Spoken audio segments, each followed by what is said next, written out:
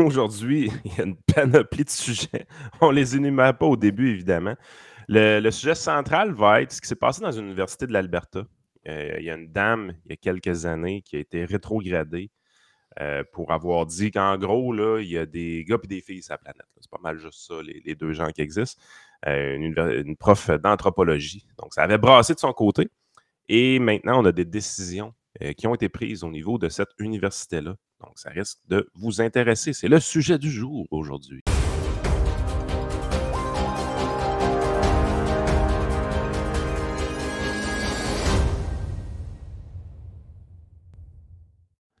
Hey, écoute, la victime du jour aujourd'hui, elle est spectaculaire. Elle est vraiment spectaculaire. Je vous mets l'eau à la bouche avant qu'on mette le jingle. La vidéo d'un homme blanc pleurant après l'arrestation d'un homme noir devient virale. C'est un auditeur qui m'a envoyé ça hier, j'en revenais pas. C'est sur newsweek.com. Anyway, de toute façon, c'est... Parce que vous savez qu'il y a des endroits aux États-Unis où les policiers ont des caméras de corps là, sur eux. Là. Je ne sais pas comment on a... Il y a une GoPro sur la tête, là, finalement. Puis, donc, dans le fond, la scène est filmée. Et je vous explique les détails de tout ça au retour de ce charmant jingle que j'ai sous la main ici.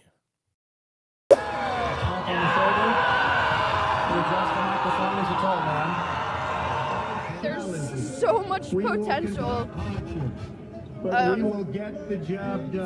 beauty and for devastation. Donc, je vous mets en contexte. On est dans un parc en Géorgie, aux États-Unis. Il y a un homme qui est là avec sa famille, et puis il y a un gars dans le parc qui est un peu... comment je dirais ça? Il a l'air un peu désorienté, puis tout ça. Puis à un moment donné, il s'approche d'eux, puis il sort un couteau. Fait que là, le gars, il fait signe à sa famille, reculer, aller là-bas, puis tout. Fait que là, il parle avec le gars, puis le gars, mané, il part ailleurs, il revient. Pendant ce temps-là, le gars, il appelle la police. La police arrive assez rapidement, mettre les menottes au gars, il l'arrête.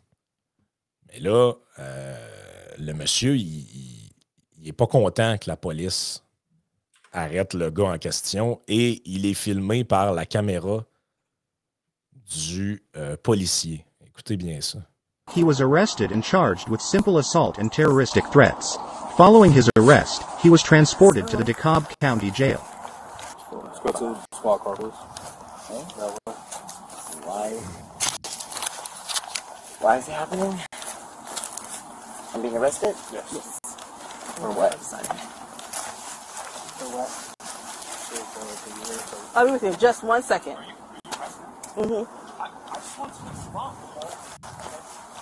But still,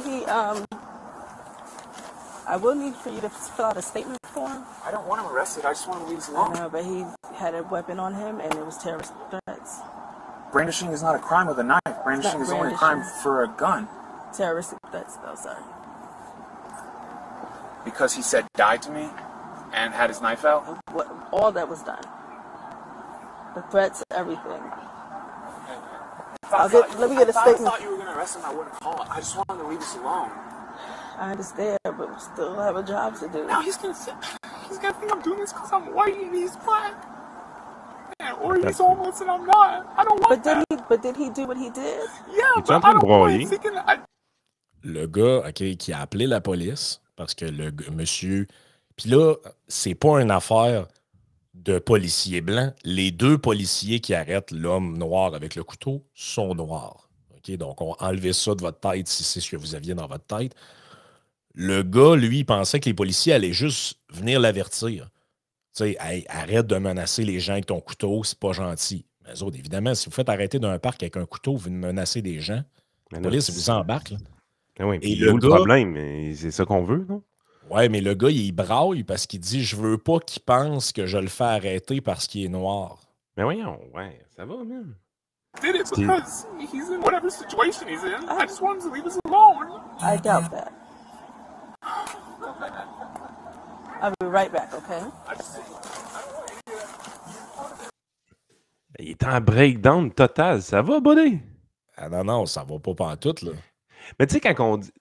On a l'impression souvent, tes affaires de woke puis tout ça, que c'est fake un peu puis tout. Mais tu te rends compte finalement que c'est vraiment une construction qui se sont créées dans leur tête qui fait en sorte qu'ils feel pour de vrai comme ça. Là.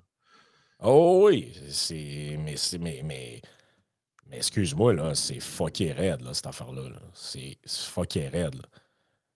On voit Mais ce qui est attaqué ici, là, c'est pas lui-même. Ce qui est attaqué ici, c'est l'image qui se fait de lui-même. Lui, il se voit comme une personne extrêmement ouverte d'esprit, qui défend les minorités, puis tout ça. Là, il s'est senti menacé. Donc, il a eu besoin d'appeler les policiers parce que son intégrité était menacée. Puis, la résultante de ça, c'est qu'il y a un noir qui se fait arrêter. Ce qui est attaqué ici, c'est pas sa personne. C'est pas le noir qui est attaqué non plus. Ce qui est attaqué, c'est l'image qui s'est construite de lui-même. Oh oui, t'as raison, c'est carrément ça. Là. Lui, c'est parce que probablement que lui, il devait être un grand supporter de toutes les causes, justement, que les policiers faisaient de la brutalité envers les minorités visées, puis tout, puis que lui, il participerait jamais à ça. Finalement, un jour, il est dans le parc, il y a un gars qui le menace avec un couteau. Il appelle la police par réflexe, pour se protéger puis protéger sa famille. Ouais, mais là, avoir su que vous l'arrêtiez, j'aurais pas appelé. C'est carrément ce qu'il dit. Là. Ben Avant ouais, de mais broyer, là, c'est ce qu'il dit. L'officier, l'officier lui demande « J'aurais besoin que vous remplissiez un formulaire de déclaration. » Il avait une arme sur lui et a proféré des menaces. L'homme a mis en doute la validité de l'arrestation, affirmant qu'il n'aurait pas appelé la police s'il avait pensé que l'homme serait détenu.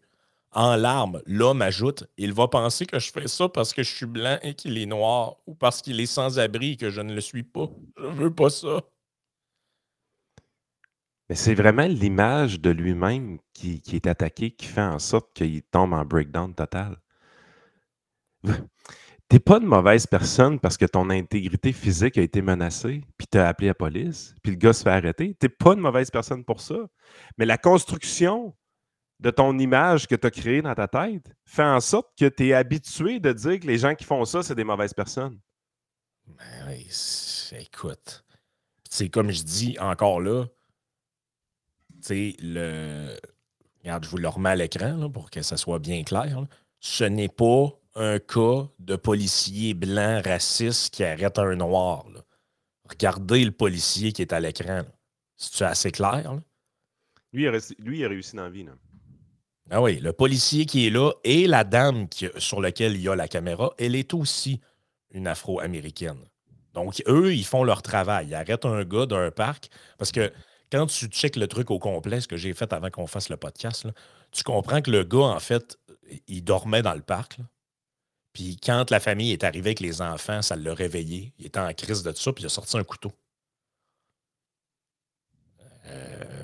Ça va. C'était le bon call d'appeler les policiers. Là. Mais excuse-moi, là, puis regarde, je dis le gars parce que c'est lui qui a pris le truc en main. Là. Mais mesdames là, qui nous écoutiez, là, est-ce que vous aimeriez ça savoir que votre conjoint, là, il y a quelqu'un qui menace vos enfants avec un couteau, puis avoir su qu'il se sentirait mal dans sa peau suite à l'arrestation, il n'aurait pas appelé la police. T'sais. Qu'est-ce que c'est ça, cette guenille-là?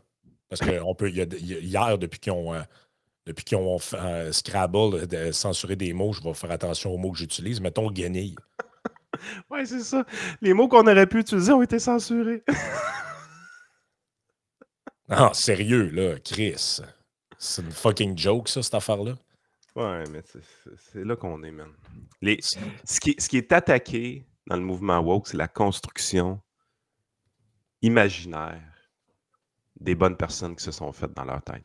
Puis le mouvement de dénonciation qu'ils ont mis sur pied, c'est pour construire cette aura-là de bonnes personnes qu'ils sont. C'est que ça. Et puis t'imagines-tu, là, imagine le breakdown qu'il a fait. Ce qui aurait pu être si les deux policiers qui arrivent, c'est deux hommes blancs de 50 ans. Ah, ça, man, ça finit en violence. C'est lui qui filme les policiers, puis vous êtes violents. Puis... hey, non. Mais... Sérieusement, là. J'ai le goût d'être policier dans un climat comme ça. Tu sais, je veux dire, mets-toi dans la place des policiers dans cette histoire-là. Ils sont là, ils disent, voyons, qu'est-ce qui se passe, sacrément? Je peux pas avoir plus fait ma job comme du monde que ça.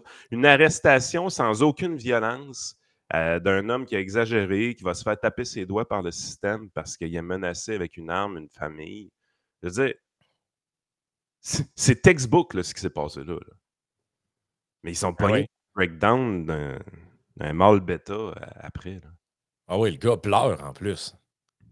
Sacrement, mais à quel point, comme tu dis, ton image mentale de ta petite personne.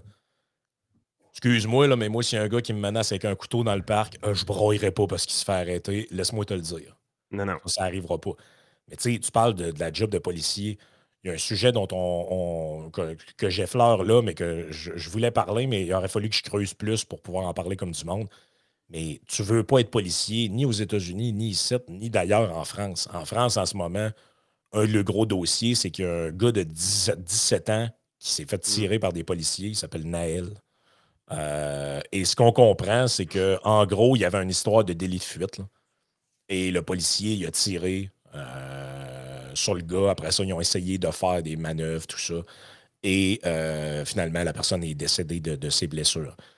Et là, il y a des manifestations, il y a du grabuge, du monde qui prennent d'assaut.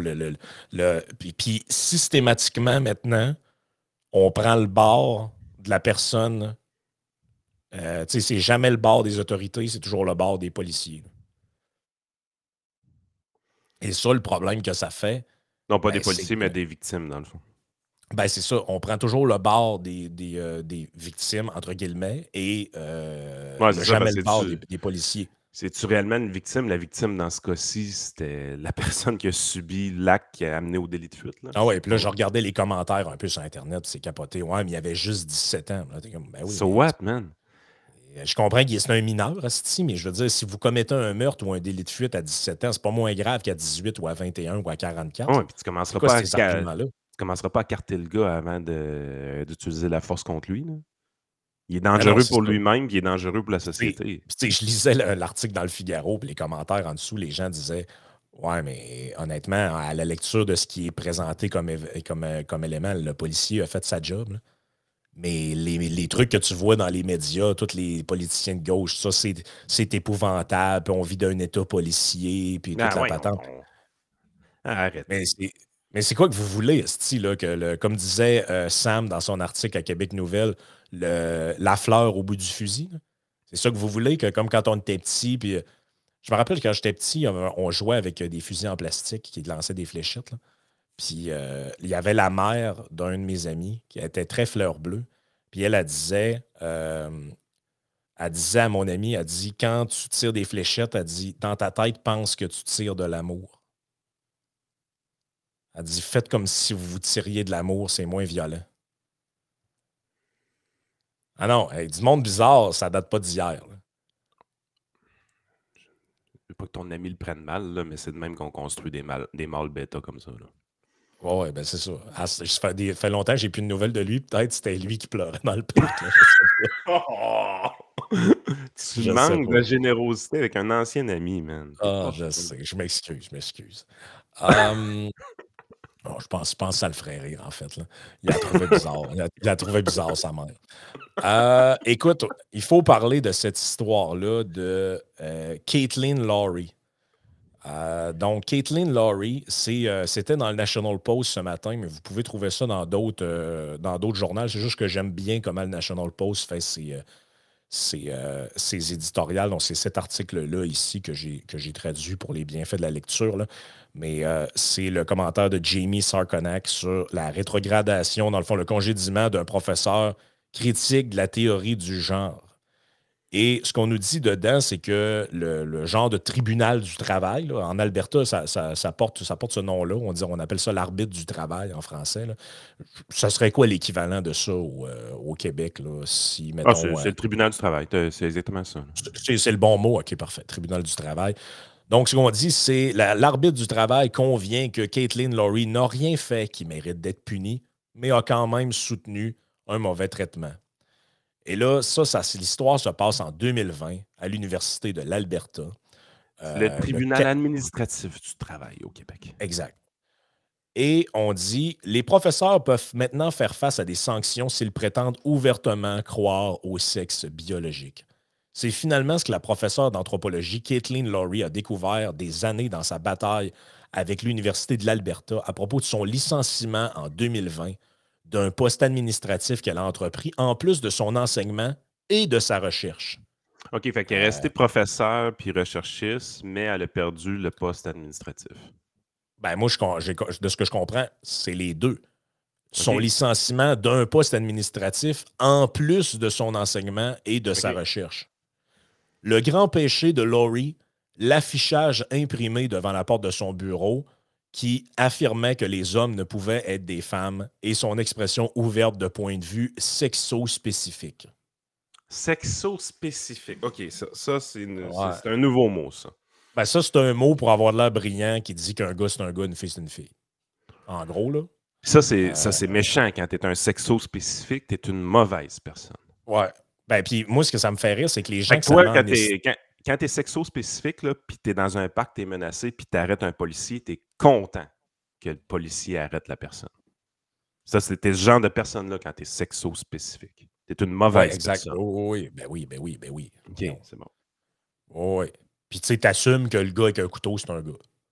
Tu te dis pas, c'est peut-être... ouais, je voudrais pas vous mégenrer, monsieur avec le couteau, là. Excusez, vous. Non, c'est hey, stabez-moi pas, s'il vous plaît, je voulais pas vous mégenrer. Non, c'est une manière, vous voyez qu'on commence à être dans la folie un peu, là. Et là, ce qu'on dit, c'est sa punition, justement, la révocation de son poste de présidente d'associé du département d'anthropologie et la perte de futures allocations et de l'avancement de carrière potentiel qui aura accompagné le poste.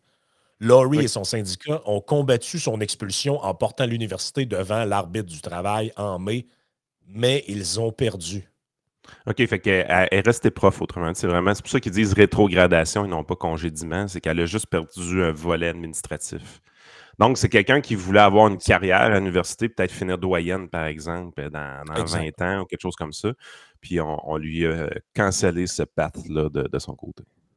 Le syndicat de Lori ne semble pas non plus faire appel de la décision. Le syndicat n'a pas clairement répondu oui ou non à notre demande, mais nous ne sommes pas en mesure de répondre pour le moment car nous suivons des processus. Son calvaire envoie un sombre message aux professeurs. La liberté académique peut être foulée aux pieds par l'administration universitaire, rejetée en arbitrage et même ignorée par les syndicats même qui devraient se battre jusqu'au bout pour protéger la dite professeure. Même avec la protection de l'occupation, Lori n'est pas sûre de croire que les hommes sont des hommes et que les femmes sont des femmes sûres en temps. Dans le fond, est-ce que c'est sûr d'avoir cette opinion-là? Dans le fond, safe, autrement dit. Il est important de noter que Lori est respectueuse de ce qu'elle a dit et fait. Elle ne harcèle pas les étudiants trans. Elle est simplement publique avec ses croyances sur le genre auxquelles elle est arrivée au milieu des années 2010. Écrivant pour... ses croyances sur le genre, hein. C'est pas des croyances, c'est les faits biologiques. C'est quoi cette histoire-là, les croyances? En fait, c'est pas elle qui a changé. C'est le monde autour d'elle qui a changé. Ben voyons donc. Et là, regarde, j'ai une citation. Les croyances, man, c'est malade. Mais ça, c'est pas du monde qui est... Ça, c'est du monde pendant la pandémie. Ces mêmes-là, ils nous disaient, nous, c'est la science. Tu sais, tu peux affirmer que les hommes sont des hommes, les femmes sont des femmes, puis dire, oui, effectivement, certaines personnes souffrent de dysphorie du genre. Puis ils vont entreprendre des actions pour corriger le tout, puis c'est parfaitement leur droit. Là. Ben, écoute, la meilleure analogie que j'avais entendue là-dessus, c'était un auditeur qui me l'avait fait un moment donné puis qui avait c'était un scientifique, en fait, là, qui avait un doctorat en physique. Puis les deux ne sont pas mutuellement exclusifs. Là. Ben non, mais lui, ce qu'il disait, c'est imagine que le sexe avec lequel tu nais, puis auquel en fait, imagine que l'adéquation entre ton sexe et la manière dont tu le perçois, c'est comme un 25 cents que tu flippes. Il y a une chance il y a 50% de chance que tu arrives d'un bord, 50% de chance que tu arrives de l'autre, et il y a aussi un pourcentage infime de chance que quand la pièce retombe par terre, elle retombe comme ça. Exact. Ça existe. Mais c'est la même chose. Et le fait que tu as, mettons, une chance sur 1000 ou sur 10 000 que la pièce retombe comme ça, est-ce que ça vient invalider le fait que pile ou face existe? Non, pas du tout. Ben, c'est la même chose. Si vous comprenez, c'est une métaphore, là, ce qui est utilisé ici, mais c'est le même principe. Les deux ne sont, comme tu dis, c'est pas mutuellement exclusif. Là. Oui, il y a du monde qui naissent puis Chris, ils ne s'identifient pas à leur sexe biologique. Là. Ça existe. C'est documenté, c'est dans le DSM. Et ils ont des ressources. Ils ont des ressources Ben maintenant oui. pour les aider de ce côté-là, autant support psychologique, psychiatrique et ensuite même chirurgical pour aller plus loin, puis au niveau endocrinal avec les hormones, puis tout. Fait que tu sais, je veux dire, la science vient aider ces gens-là aujourd'hui. C'est parfait. Ben oui.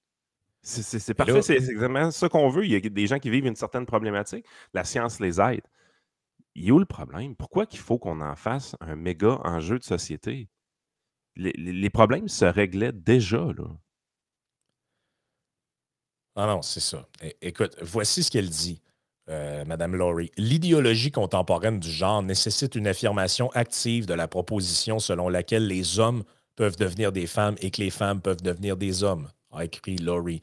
Il affirme en outre que refuser de donner son assentiment à cette proposition revient à nuire activement aux personnes transidentifiées.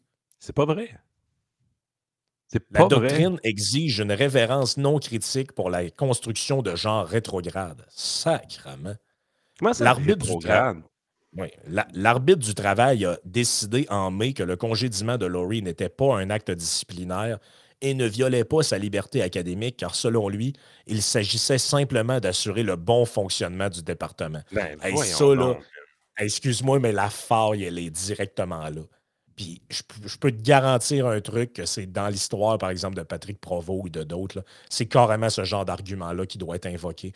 Non, c'est pas une question de liberté académique, là, c'est que là, cette personne-là là, est nuit au bon fonctionnement des activités là, dans le département. Vous voyez bien que c'est des arguments qui tiennent pas à route puis que le but, c'est de censurer les gens pour leur opinion. Là.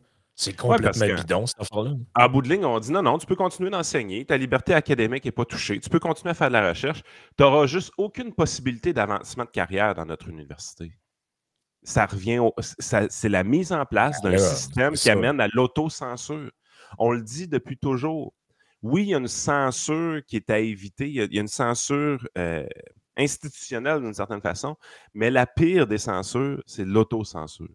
Puis l'autocensure vient avec des situations comme celle-là. Parce que l'autocensure, c'est pas juste Laurie qui va s'auto-censurer par la suite. C'est tout le monde autour qui a vu le traitement que Laurie a reçu de la part de l'université. Ouais. Mais écoute le jugement du tribunal, comment c'est weird ce qu'ils disent. Donc, l'arbitre du travail du tribunal administratif du travail, voici ce qu'il dit. L'expression par Mme Laurie d'opinion critique sur le genre ne mérite pas d'être punie, a-t-il écrit. Mais cela l'a rendu incapable d'effectuer le travail d'une manière qui répondait aux besoins du département. C'est pas vrai, ça. Et là, on dit le rôle de président associé requiert une personne qui peut agir et être perçue comme agissant comme un soutien, comme un conseil étudiant de soutien, un président de comité capable de faire avancer les affaires de la faculté et ainsi de suite, a expliqué l'arbitre dans sa décision.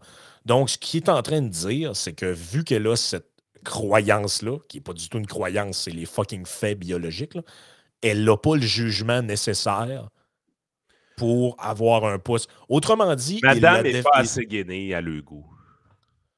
Ouais, puis autrement dit, ce qu'il dit, c'est qu'il la défend. Il la défend puis il la condamne en même temps. Il dit, elle ne méritait pas d'être congédiée comme professeur. Ça n'a pas rapport. Par contre, vous étiez en droit de lui faire perdre son poste de cadre, entre guillemets, parce qu'elle n'a pas le jugement nécessaire pour être cadre dans une université. Le message envoyé par l'université et le tribunal présentement, le message envoyé par le système est extrêmement simple. Tu veux avancer dans notre organisation? On a besoin que tu sois docile. On a besoin que tu sois une belle guenille. Okay? Puis si tu veux grimper dans les institutions, si tu veux grimper dans les échelles corporatives aujourd'hui, là, les gens qui tiennent stand their ground, qui se tiennent debout, qui ont des idées, qui veulent avancer, qui sont fonceurs, qui sont innovateurs, qui sortent du lot, qui dévient un peu du chemin conventionnel, vous ne pourrez pas avancer dans les institutions corporatives en 2023. C'est ça le message que le système envoie. Que ce soit, peu importe le sujet. Puis ça, parlez à n'importe qui dans des grandes organisations. Là. Sortez même de l'université, allez dans des grandes entreprises corporatives inscrites en bourse. Vous allez voir le même phénomène. Les moutons noirs, même s'ils sont performants, même s'ils sont productifs, même s'ils sont innovants, ils vont être tagués comme étant des problèmes potentiels, ils dévient de ce qu'on veut. Parce que ce qui est valorisé dans ces systèmes corporatifs-là, en 2023, là, c'est la docilité. La docilité fait avancer la société. Faut-tu être dans le champ sacrément puis avoir aucune espèce d'idée comment fonctionne l'innovation pour arriver à des conclusions comme ça? Mais ça, c'est le principe de Peter, c'est toutes sortes d'affaires comme ça qui font en sorte que dans ces institutions-là, les gens qui avancent puis qui finissent par se ramasser au top de la pyramide, c'est des astis de guenilles. Ben oui. Puis écoute, c'est carrément ça. Ce que tu dis là, je vous lis un dernier bout du texte parce que c'est trop bon. Les ramifications de tout ça sont nombreuses. Sur le front de la liberté académique, la situation de Laurie est un signal fort et clair aux professeurs qu'ils ne bénéficieront pas de protection s'ils se voient confier des tâches administratives supplémentaires, qui, bien qu'elles ne soient ni enseignement ni recherche, font toujours partie de leur travail universitaire. Cela crée un effet dissuasif évident pour ceux qui sont protégés par la titularisation. Ceux qui veulent l'élan de carrière d'une nomination à une chaire ne devraient professer que des idées approuvées par l'université. Hey, tu penses comment c'est stupide de penser comme ça? Ça va à contresens de ce qui est réellement l'innovation dans un milieu qui devrait encourager l'innovation. Ben oui, absolument. Aux étudiants, au personnel enseignant contractuel et à tous ceux qui ne sont pas protégés par la titularisation. Autrement dit, le premier paragraphe, il disait si tu es prof puis tu es padé par le fait que tu as été titulaire de ton poste, voici ce que ça fait. Tu ne pourras pas monter en haut, tu vas rester stagné là. Donc, ça brime ton avancement de carrière.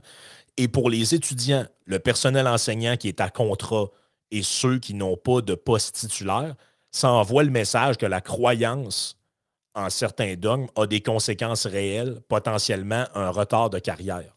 Voyons, ouais. Voulez-vous vraiment vivre dans ce genre de société-là? Mais non. Écoute la suite.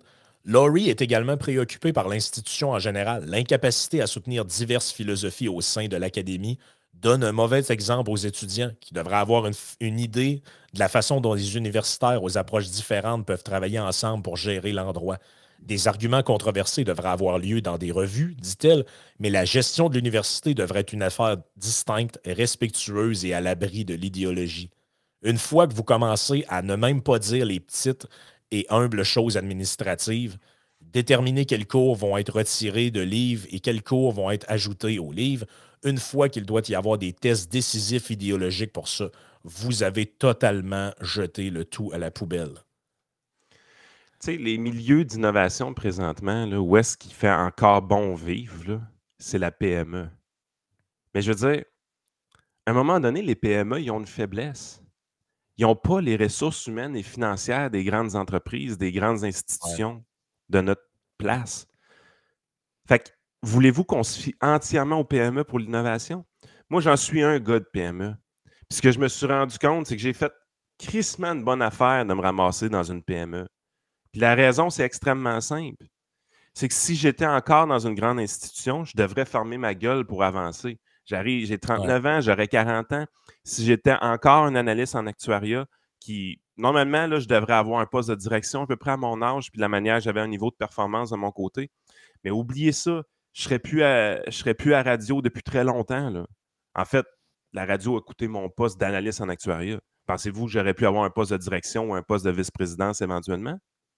Mais je cochais toutes les cases de quelqu'un qui avait le potentiel d'être un dirigeant dans une compagnie d'assurance ou une compagnie de consultation. J'étais performant, j'avais mes examens, j'avais une bonne productivité, puis j'étais motivé et ambitieux. J'avais tout ce qu'il fallait pour potentiellement être un directeur ou un vice-président. Il y avait un défaut. Je ne suivais pas la ligne tracée par tout le monde. Ah non. T'avais un défaut, t'avais un libre arbitre. Hey. Ça, c'est grave, le monde qui pense par eux-mêmes puis qui ont des idées qui leur sont propres puis qui sont pas toujours en train de répéter les estimes niaiseries consensuelles qu'on entend partout. Ça, c'est dangereux du monde de même. Fait que, tu sais, moi, ça me dérange pas d'avoir ma PME aujourd'hui puis d'être innovant dans ma PME puis d'avoir monté quelque chose qui a vraiment beaucoup de succès, là. Je suis bien à l'aise avec ça. Mais je veux dire, les grandes entreprises, les grandes institutions, voyez-vous, qu'est-ce que vous faites? Vous condamnez vos éléments innovants à crisser le camp. Vous êtes débiles. Ah oui. Ah non, c'est capoté, là, cette affaire-là. Hey, on va-tu avec Louis Morissette? Je pense qu'il faut qu'on en parle dans le live. Là. C'est quand même. Ah ouais. Attends un petit peu. Ça, c'était sur Véro. Véro Cloutier. Attends un petit peu. Je vais trouver le texte parce que je ne l'avais pas sous la main. J'ai son site ici. Je pense que c'est le texte qui a fait le tour hier pas mal. Là, fait qu'on n'a pas vraiment le choix d'en parler. Le coup de cœur de Véro. Où c'est qui est lui? Ah, je l'ai. Le mot de Louis. Là, on va faire un jeu ensemble, chers auditeurs. Vous allez compter le nombre de buzzwords qu'il y a dans ce texte-là pendant que je vais vous en faire la lecture. C'est un test qu'on fait. Yann, tu vas participer. Moi, je me suis arrêté à 17 parce que je n'étais plus capable. Fait qu'on va voir si vous êtes capable de... Ben, c'est pas compliqué. Il y en a 5 dans la première phrase. Fait que... Moi, je vais les noter à toutes les fois que tu vas en avoir un, je vais mettre un X. Je vais les compter. OK, parfait. Donc, j'y vais ici. C'est le texte qui s'appelle « Pour nos enfants, wake up ». Les Donald Trump, Éric Duhem et autres animateurs de radio ou commentateurs télé du même genre sont véritablement devenus des maestros de la haine. 5, j'étais-tu pas pire dans mon compte? Ben, moi, j'avais compté haine, Ouais. Donald Trump, Éric Duhem, animateur de Ah, je l'ai pas mis, lui, puis il a été. Il a manqué un peu de tact. Il fallait qu'il mette poubelle. Il a échappé. Ah, OK. Fait qu'on va J'ai donné un break sur celui-là parce que j'ai été généreux, parce qu'il n'a pas mis poubelle. Il aurait dû, par exemple. Louis, il manque d'expérience. Ah, OK. Bon, c'est ça. Maintenant expérimentés, ils contrôlent leur meute, dictent le ton et la cadence du troupeau de moutons pour nourrir leur propre narcissisme et mener des gens qui se sentent largués par le système. Des gens qui trouvent un courage dans la force du nombre, de la gang qu'ils n'ont jamais eue. Ces démagogues modernes qu'on peut toujours retrouver sur une tribune boboche lors des ridicules manifestations qui ont comme principale fonction de leur procurer un peu d'attention médiatique. Parce que si leurs fidèles ont trouvé leur adrénaline dans l'affiliation à un groupe, eux trouvent leur drogue dans l'attention portée sur leur petite personne. Parler de moi, en bien ou en mal, on s'en sac, mais parler de moi. Ce qui est un peu aussi l'objectif de ce texte, on ne se le cachera pas. Aujourd'hui, j'aimerais qu'on se projette dans l'avenir. Il y a d'abord eu le complot concernant les vaccins et la 5G, qui sont évidemment une machination pour contrôler toute la société. Ensuite, ce fut le déchirage de chemise à propos de la très dangereuse drag queen Barbada et des comptes dans les bibliothèques, en toile de fond pour masquer l'intolérance, l'ignorance et la xénophobie de ces gens-là. Je sais pas c'est quoi le rapport avec la xénophobie puis la 5G, là, mais en tout cas. Ouais, mais buzzword, man, on est rendu à 22, là. OK, t'es rendu à 22? Ouais, je suis rendu à 22. Toujours le même écran de fumée. Nous menons ce combat pour nos enfants. C'est tellement beau. Quelle grandeur d'âme, quand même. Alors, voici ma question. Quand le faux débat à propos des dragues sera terminé, quel sera le nouveau combat puéril des complotistes? Je fais quelques suggestions. Et là, regarde, je ne passerai pas tout le reste, là, parce que le compteur à Yann va exploser. Là. Je suis rendu à 25. OK, rendu à 25, ben les gens en commentaire, vous nous direz, parce que là, vous nous direz jusqu'où vous vous rendez, là. Mais là, il dit qu'il faut canceller passe-partout, les suces pour bébés parce que c'est une forme de pédophilie. Faudrait fermer les sites porn. Mais tout ça, c'était. L'objectif du texte, c'était juste de mettre Éric Duhem dans un texte, c'est ça? Oh oui, ben c'est carrément ça. Là. OK, c'est bon. En fait, c'est toujours la même technique. Toujours la même technique. Éric Duhem dans le premier paragraphe, puis après ça, tu chies ta merde. Parce que j'ai pas compris le beau rapport d'Éric Duhem là-dedans. Trump non plus. Ouais, c'est quoi que Trump vient faire? Qu'est-ce que Trump vient faire avec l'histoire de Barbada? Y a-t-il quelqu'un qui peut m'expliquer ça? Tu sais, à un moment donné, là, c'est. Tu sais, le gars dénonce supposément le complotisme en disant c'est du monde qui font des liens qui n'ont pas rapport, c'est du monde qui délire. Excuse-moi, man, t'en délires un ciboire de coups là-dedans. Mais, comme je ne sais pas si tu es d'accord avec mon affirmation, comme j'ai dit sur Twitter, allez pas penser que ce gars-là est idiot. Ben non. Y a-tu été lu son texte? Moi, je pense qu'il a été lu en sacrifice. Ben, écoute, si ce gars-là était chroniqueur, il serait le chroniqueur le plus influent du Québec. Il écrit dans un magazine à potin De ma tante. de ma tante, qui n'est pas supposé pantoute d'être lu, et ça fait 2 fois qu'on parle d'un de ses textes qui fait le tour du Québec. On l'a déjà fait une fois l'année passée. Vous l'avez vu, la stratégie est simple. Là. Je veux dire, t'écris 200 mots puis t'as 25 buzzwords dedans. C'est pas compliqué d'écrire des textes qui marchent au Québec. Là. Mais non, c'est ce que j'avais dit sur Twitter. Son texte, il est loin d'être idiot, le gars. Au contraire, c'est presque du génie, en fait, ce qu'il fait.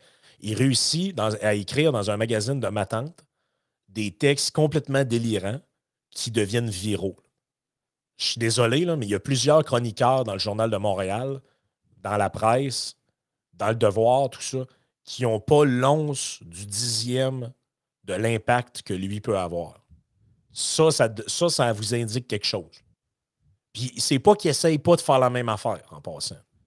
Parce que j'ai lu plusieurs textes de Patrick Lagacé et de d'autres qui sont basés à peu près sur la même technique. Technique étant alimenter ta diarrhée littéraire avec des buzzwords. C'est exactement le bon mot. C'est une diarrhée littéraire. Il n'y a pas d'autre mot que ça pour décrire ça. Là. Mais tu sais, pourquoi le monde aime ça? Ben, là, il dit rien là-dedans. Tu sais, je veux dire, moi, il me semble ce que j'aime, c'est... Si, mettons, tu dis, OK, je prends 4 minutes de mon temps pour lire un texte de 500-600 mots. OK? Mon objectif, c'est d'aller en semi-profondeur, parce qu'on parle de 400-500 mots là, quand même, c'est d'aller en semi-profondeur sur un sujet. Moi, c'est ce que j'aimerais avoir avec un... Si j'ai 4 à 5 minutes à investir sur un texte, j'aimerais aller en profondeur ou en semi-profondeur sur un sujet. C'était quoi le sujet du texte? Ben, en fait... Y avait-tu un sujet dans le texte? Les gens qui ont aimé le texte, ils ne l'ont pas aimé pour ce qu'ils ont lu et pour ce qui était le sujet du texte. Ils l'ont aimé pour ce qui était l'objectif du texte. L'objectif du texte, c'était de faire péter les plombs aux gens qui sont visés à tort ou à raison par le dit texte. Tout à fait. C'est pour ça que moi, j'ai fait un commentaire ironique là-dessus sur le fait que je disais que le texte, en fait, était très bon parce que non pas parce que ce qui est écrit dedans est vrai, mais par les réactions qu'il a suscitées. Puis je te dirais qu'à l'inverse... Mais pourquoi c'est ces textes-là qui sont les plus lus, Frank? C'est vide. Il n'y a rien là-dedans. Il n'y a aucune matière intellectuelle dans un texte comme ça. Y a-tu été tant lu que ça? OK. Il a été distribué, mais dans ta tête, il n'a pas été lu. Moi, je pense que tous ceux qui ont repartagé ça en disant... Puis là, je le voyais à la spin, c'était hey, les animateurs de Radio X doivent être en crise du dernier texte de Louis Morissette. Je suis certain qu'ils ne l'ont pas lu. Ils ont lu le premier paragraphe, le titre, puis hey, ça spin, puis bang, bang, bang. Dans le fond, c'était... Et ils ont vu les réactions provoquées. Ils ont vu une couple de commentaires de gens qui disaient « c'est texte de merde ». Donc, dans la tête, c'est toujours comme ça marche, c'est inversé. Dans la tête de celui qui haït un autre, c'est hey, j'ai vu, mettons, Marceau. Hey, lui, c'est qui ce gars-là? Animateur de radio, Québec, Boulevard. OK. J'ai vu Marceau partager que c'est un texte de marque, donc moi, je l'aime parce que j'aime pas lui. Mais toi, tu penses que sur les peut-être, je sais pas, la distribution qu'il y a eu, peut-être 50 000 personnes qui ont vu passer le texte, tu penses qu'il y en a moins de 1000 qui s'est rendu au dernier paragraphe, quelque chose comme ça? Là? Assuré.